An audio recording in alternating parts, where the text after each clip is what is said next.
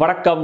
DC extended universe ஒரு வழியாக இந்த Aquaman 2 Aquaman தி லாஸ்ட் கிங்டமோட முடிவுக்கு வருது. இந்த Aquaman ரிலீஸ்லேயே நிறைய பிரச்சனைகள் வச்சுக்கோங்களேன். முதல் பிரச்சனை Amber Heard Johnny Depp panchayat கோர்ட்டில் நடந்துச்சு இல்லை, அதில் ஆம்பர் ஹெட்டுக்கு எதிராக தீர்ப்பு வந்துருச்சு. ஸோ அவங்க இன்வால்வ் ஆகிற இந்த ப்ராஜெக்ட்டில் அவங்க சம்மந்தப்பட்ட சீன்ஸ் எல்லாம் வெட்டி வீசிட்டாங்க. அது இல்லாமல் இந்த படத்தை டெஸ்ட் ஸ்க்ரீனிங்லாம் ஸ்க்ரீன் பண்ணியிருக்காங்க. நிறைய ஆடியன்ஸ் இந்த படத்தை டெஸ்ட் ஸ்க்ரீனிங்கில் பார்த்துட்டு நல்லாவே இல்லைன்னு கழுவி ஊற்றி அதுக்கப்புறம் அந்த இன்புட்ஸை வச்சு திரும்பி ரீஷூட்லாம் போய் 3 நாள் தடவை ரீஷூட்லாம் பண்ணியிருக்காங்க. ஸோ அந்த மாதிரி தான் ஒரு மாதிரி குத்துயிரும் கொலையுருமா தான் இந்த DC படமும் ரிலீஸ் ஆயிருக்கு. 2018 ரிலீஸ் ஆன அந்த முதல் பார்ட் எனக்கு பெருசாக ஒர்க் அவுட் ஆகலை. ஆக்சுவலாக சுத்தமாக பிடிக்கலன்னு கூட சொல்லலாம். ரொம்ப ஜென்ரிக்காகவே இருந்துச்சு. இந்த பார்ட் எப்படி இருக்குது அப்படிங்கிறத தெரிஞ்சுக்கிறதுக்கு முன்னாடி சப்ஸ்கிரைப் பண்ணாதவங்க சப்ஸ்கிரைப் பண்ணுங்கள், வீடியோ கீழே கமெண்ட் பண்ணுங்கள், லைக் பண்ணுங்கள், வீடியோ ஷேர் பண்ணுங்கள்.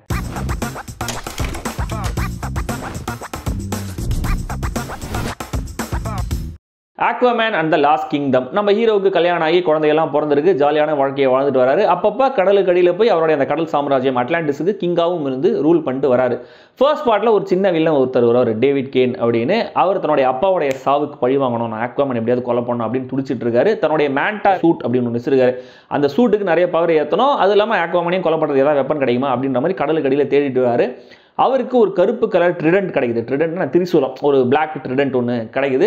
அதில் அவர் கை வச்ச உடனே அவருக்கு நிறைய விஷயம்ஸ்லாம் வருது. அதுலேருந்து ஒரு குரல் பேச ஆரம்பிக்குது. அது இவருக்கு ஆர்டர்ஸ்லாம் கொடுக்க ஆரம்பிக்குது. அந்த குரல் சொல்கிறத கேட்டு இவர் பண்ணுற விஷயங்கள்னால உலகம் முழுக்க சுற்றுச்சூழல் பாதிக்கப்படுது, உலகமே அழிய போகுது, குளோபல் வார்மிங் அதிகமாகிடுச்சுங்கிற மாதிரி நிறைய பேர் வார்னிங் கொடுக்க ஆரம்பிச்சிருக்காங்க. ஸோ கடலில் இருக்கிற மக்களையும் காப்பாற்றணும், பூமியில் இருக்கிற மக்களையும் காப்பாற்றணும், நம்ம Aquaman டிசைட் பண்ணுறாரு. அதுக்கப்புறம் என்ன ஆச்சு அப்படிங்கிறது தான் இந்த Aquaman 2 படத்தோட கதை.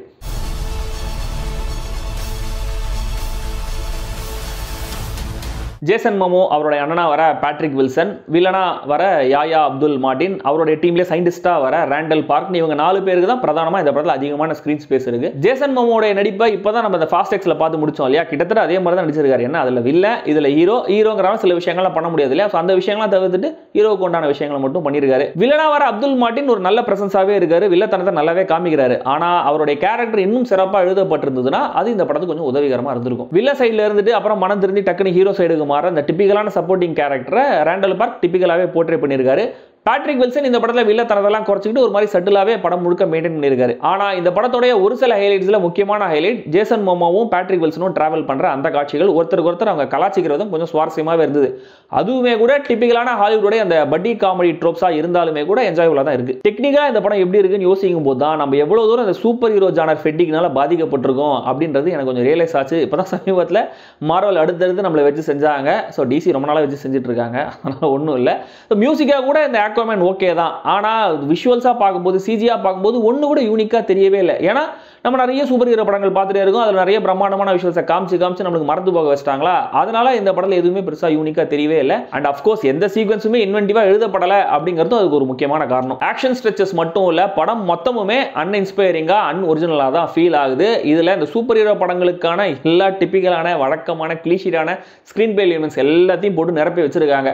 நீங்கள் லாஸ்ட் ஒரு வாரமாக தான் சூப்பர் ஹீரோ ஜானர் படங்களை பார்க்க ஆரம்பிச்சிருந்தீங்கன்னா கூட உங்களால் இந்த படத்துடைய ஃப்ளோ எங்கே போகுது, எந்த கேரக்டர் கடைசி நிமிஷத்தில் வந்து டக்குன்னு எப்படி காப்பாற்றுவாங்க, எந்த கேரக்டர் சாவ போகுது, எந்த பாயிண்ட்ல ஆடியன்ஸ் பயங்கரமாக காண்டாக போகிறாங்கன்னு எல்லாத்தையுமே உங்களால் ஈஸியாக கெஸ் பண்ண முடியும். இந்த 2 பிரதர்ஸோட ஜர்னி இன்ட்ரெஸ்டிங்காக இருக்குன்னு சொன்னா இல்லையா, பட் அங்கேயுமே கூட நமக்கு இந்த தார் லோக்கியோட ரிலேஷன்ஷிப் டைனாமிக்ஸ் ஞாபகம் வருது. எங்கே அதை காப்பின்னு நம்ம குத்து சொல்லுவோமோன்ற ஒரே காரணத்துக்காக லோக்கிக்கு இவங்களே டைலாக்ல ரெஃபரன்ஸ் வச்சிடறாங்க.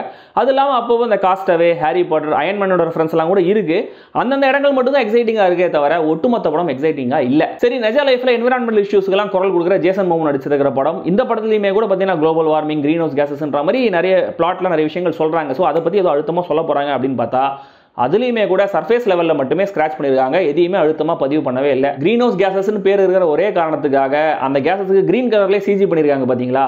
அவங்க கிட்ட இதுக்கு மேலே என்ன எதிர்பார்க்க முடியும்? மொத்தத்தில் இந்த Aquaman and the Lost Kingdom DC extended யூனிவர்ஸுக்கு ஒரு பர்ஃபெக்டான முடிவுரையாக இருக்குது. சர்க்காஸ்டிக்காக தான் சொல்கிறேன்.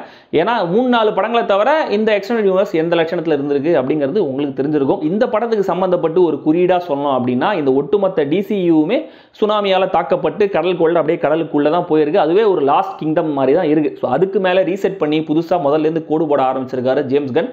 அவராவது சுவாரஸ்யமாக ஏதாவது பண்ணுவார்னு நம்புவோமாக.